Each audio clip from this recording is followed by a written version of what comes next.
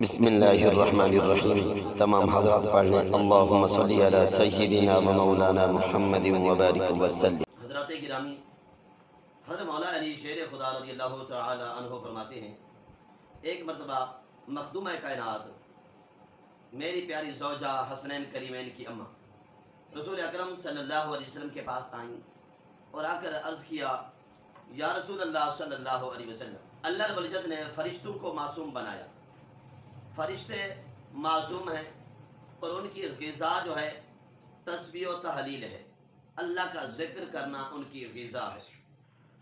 یا رسول اللہ، ہم تو انسان ہیں، ہمیں تو غذا کی ضرورت پڑتی ہے، ہماری غذا کا انتظام کیا ہے؟ ہمارے گھر میں تو فاقہ ہے۔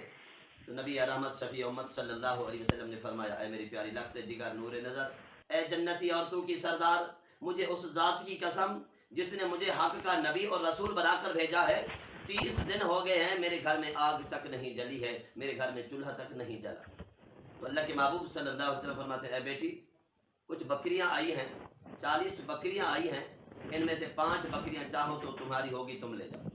اور ساتھ یہ بھی فرمایا، اگر تم چاہو تو میرے پاس جبرائیل امین 5 کلمات لے کر آیا، اگر چاہو تو میں وہ 5 کلمات تمہیں سکھا دیتا ہوں، یہ 5 کلمات پڑھ لیا کرو، تمہارے گھر میں کبھی فاقہ نہیں آئے گا، گھر میں برکت ہی برکت رہے گی، گھر میں رزق کی کبھی تنگی نہیں آئے گی۔ تو سیدہ طیبہ فاطمہ الزہرا رضی اللہ تعالی عنہ نے عرض کیا، اے ابا حضور ضرور سکھائیں۔ تو میرے محبوب صلی اللہ علیہ وسلم نے وہ کلمات سکھائے۔ وہ کلمات یہ ہیں جو جبرائیل امین میرے پاس لے کر آیا، یا اول الاولین، یا آخر الآخرین، یا ذو القوۃ المتین، یا ارحم المساکین، یا ارحم الراحمین۔